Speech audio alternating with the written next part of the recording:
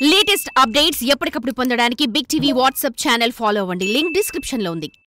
రైతులు వాళ్ళంతట వాళ్లే ఆగ్రహించి నిరసన తెలిపితే అది నార్మల్ ఇష్యూనే. కానీ రెచ్చగొట్టి ఉసిగొల్పి కుట్ర చేసి కర్రలు రాళ్ళు కారం రెడీ చేస్తే ఖచ్చితంగా అరెస్టులు కేసులు ఇరుక్కోవాల్సిందే. మరి బీఆర్ఎస్ నేతలు ఇంత చిన్న లాజిక్ ఎలా మిస్ అయ్యారు? లింకులు దొరకవనుకున్నారా, లేదంటే ఎవరికి అనుమానం రాదనుకున్నారా?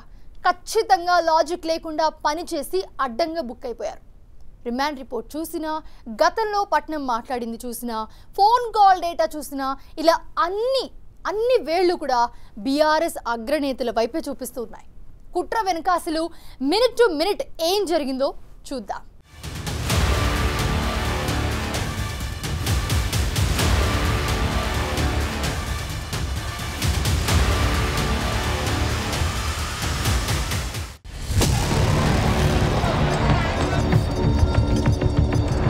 ఆపరేషన్ లగచర్ల ఎలా జరిగింది?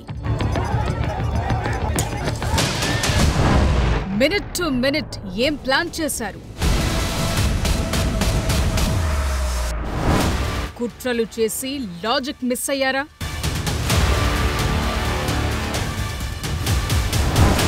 భూమి లేకున్నా దాడి చేశారెందుకు?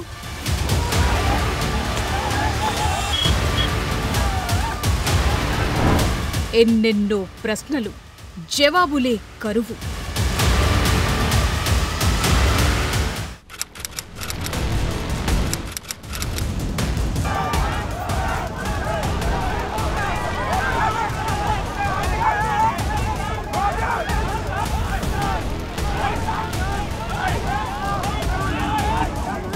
లగచర్లలో కలెక్టర్పై జరిగిన ఈ దాడి తెలంగాణ వ్యాప్తంగా సంచలనం సృష్టించింది. ఏదైనా ప్రాజెక్టుల కోసం భూసేకరణపై అభిప్రాయ సేకరణకు అధికారులు వస్తుంటారు, పోతుంటారు.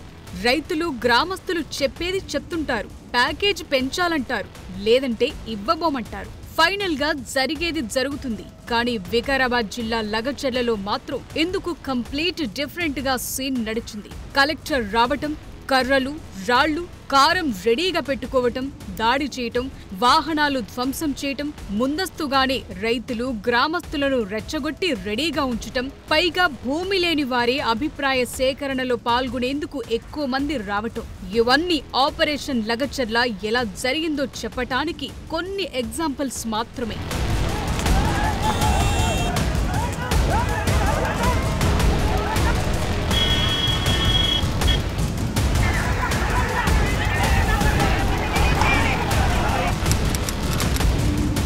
సో ఉద్దేశం క్లియర్గా ఉంది. కొడంగల్లో అలజడి సృష్టించటం ద్వారా సీఎం సొంత ఇలాకాలో శాంతి భద్రతలు లోపించాయని చెప్పుకోవటం, అంతేకాదు రేవంత్ సొంత సెగ్మెంట్లో రైతులు ఎదురు తిరిగారని ప్రచారం చేసుకోవటానికి బాగా ఉపయోగపడుతుందనుకున్నారు ఏమో గాని లాజిక్ లేకుండా కుట్రలు చేసి అడ్డంగా బుక్కయ్యారన్న వాదనైతే వినిపిస్తోంది. నిజంగానే రైతులు స్వచ్ఛందంగా తిరగబడి ఉంటే ఇంత సీన్ జరిగి ఉండకపోయేది. కానీ తెర వెనుక ఉండి నడిపించి రెచ్చగొట్టి చేయించడం వల్లే ఇప్పుడు కేసులు, అరెస్టులు, జైళ్ల చుట్టూ తిరగాల్సిన పరిస్థితి. మరి ఇంత చిన్న లాజిక్ ఎలా మిస్ అయ్యారని అంతా అనుకుంటున్నారు. పోలీసుల రిమాండ్ రిపోర్ట్ చూస్తే అలజడి సృష్టించేందుకు ఎన్నెన్ని స్కెచ్లు ఎలా వేశారో అర్థమవుతుంది. నిజంగా తాము దొరకబోమని అనుకుని ఇదంతా చేశారు. కానీ ఇప్పుడు అడ్డంగా బుక్కయ్యారు.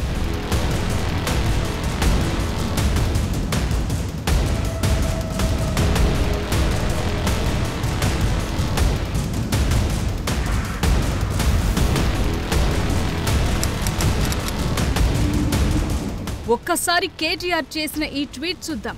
అరెస్టు చేయండి, తలెత్తుకుని రైతుల పక్షాన జైలుకు వెళతా అంటున్నారు. రైతుల పక్షాన మాట్లాడటం కుట్రనా అని నిలదీస్తున్నారు. భూసేకరణకు వ్యతిరేకంగా రైతులు పోరాడడం కుట్రనా అని ప్రశ్నిస్తున్నారు. ఇద్దరు వ్యక్తులు ఫోన్లు మాట్లాడుకోవటం కుట్రనా అని కౌంటర్ ఇస్తున్నారు. కానీ ఇక్కడ తెలుసుకోవాల్సిన విషయం ఒకటుంది. కలెక్టర్ వచ్చింది భూసేకరణ కోసం కాదు, ప్రజాభిప్రాయ సేకరణ కోసం. పాయింట్ నెంబర్ 1, రైతులు సహజంగానే ఆందోళన చేసి ఉంటే సీన్ ఇలా ఉండేది కాదు. కానీ లగచర్లలో collector Prateek Jain, special officer వెంకట్రెడ్డిపై దాడి జరక్కముందు కొడంగల్ మాజీ ఎమ్మెల్యే పట్నం నరేందర్ రెడ్డి స్థానికులను ఎలా రెచ్చగొట్టారో అది కూడా మీరే మీ కళ్ళారా చూడండి. కలెక్టర్ రాని, ఎవరైనా రాని, తరిమి కొడదాం, ఏమైనా అయితే చూసుకుంటాం. ఇదా భూసేకరణను అడ్డుకునే తీరు? పైగా దాడి చేసిన వాళ్లలో చాలా మందికి అక్కడ భూమే లేదు. దీనికేం జవాబిస్తారు? ఎవరు లీడర్ వచ్చినా కూడా ఈసారి పెద్ద ఎత్తున మొన్న జరిగింది చిన్న ఉదాహరణ అనుకోండి. మీరు అంతకన్నా ఎక్కువ డబుల్ ట్రిబుల్గా మీకు గ్రామాలలో ఎక్కడికి వచ్చినా కూడా తరిమి కొడతామని కాంగ్రెస్ నాయకులను కానీ, ముఖ్యమంత్రి రాని, కాంగ్రెస్ నాయకులు రాని, కలెక్టర్ రాని, ఎవరు వచ్చినా తరిమి కొడదాం. బీఆర్ఎస్ పార్టీ అండగా ఉంటుంది, కేటీఆర్ గారు అండగా ఉంటారు, హరీష్ రావు గారు అండగా ఉంటారు, కేసీఆర్ గారు కూడా అండగా ఉంటారు. లగచర్ల ఘటనలో తెర వెనుక ఉన్నదంతా కేటీఆర్ఏ అని రిమాండ్ రిపోర్ట్ దగ్గర నుంచి కాల్ డేటా దాకా అన్ని ఇవే చెప్తున్నాయి. అయినా సరే పాతపాటే. లగచర్ల ఘటనలో ప్రధాన నిందితుడు సురేష్ బరాబర్ బీఆర్ఎస్ కార్యకర్తేనని కేటీఆర్ అంటున్నారు. ఫార్మా కంపెనీ కింద సొంత భూమి 7 ఎకరాలు పోతుందన్న బాధతో కడుపు మండి కొట్లాడిండంటున్నారు. భూమి పోతే సురేష్ కొట్లాడా? అడగొద్దా? నోరు మూసుకొని కూర్చోవాలనా? ఓ పార్టీ కార్యకర్తగా సురేష్ వచ్చి పట్నం నరేందర్తో తనతో మాట్లాడితే తప్పేందని క్వశ్చన్ చేశారు. రైట్. మరి రిమాండ్ రిపోర్టులో, కలెక్టర్ ఇచ్చిన రిపోర్టులో, పోలీసులు చేసిన దర్యాప్తులో అసలు సురేష్ కు లగచర్లలో భూమే లేదని, ఫార్మా కింద పోవటం లేదని చెప్పిన మాటకు జవాబుందా? దాడిలో పాల్గొన్న 42 మందిని గుర్తిస్తే వారిలో 19 మందికి అసలు భూమే లేదని తేలిందన్న ప్రశ్నకు జవాబుందా? అంటే అట్నుంచి సౌండ్ బంద్ అయింది. ఇవాళ విచిత్రం ఏంటంటే ఇదేదో నిన్ననే పుట్టిన సమస్య అన్నట్టు. సురేష్ అనే రైతు 7 ఎకరాలు ఆయన పోతా ఉంది. ఆయన ఇన్సిడెంటలీ టీఆర్ఎస్ నాయకుడు. ఎస్, టీఆర్ఎస్ నాయకుడే.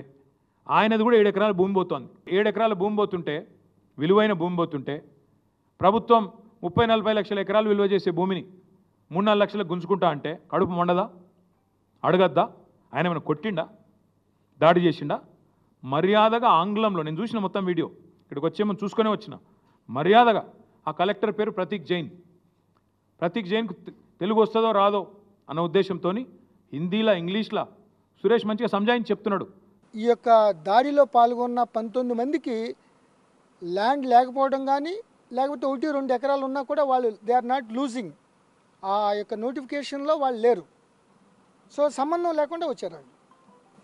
అన్నిటికన్నా మించింది ఏంటంటే, ఎవరైతే ఈ మహేష్ సురేష్ రాజ్ అనేవాళ్ళు మెయిన్గా దాడికి కలెక్టర్ గారిని ఒక ట్రాప్ లాగా తీసుకుని వెళ్ళాడు, అతను కూడా they are not losing land.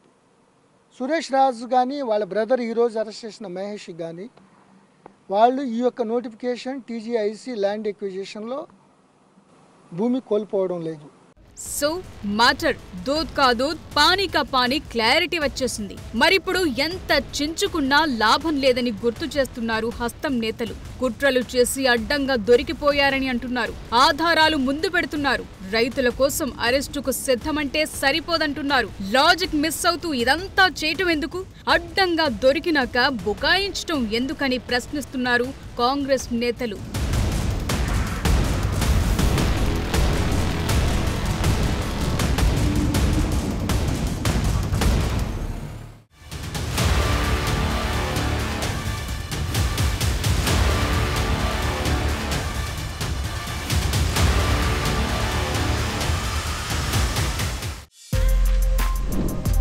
For more videos like this, subscribe Big TV channel.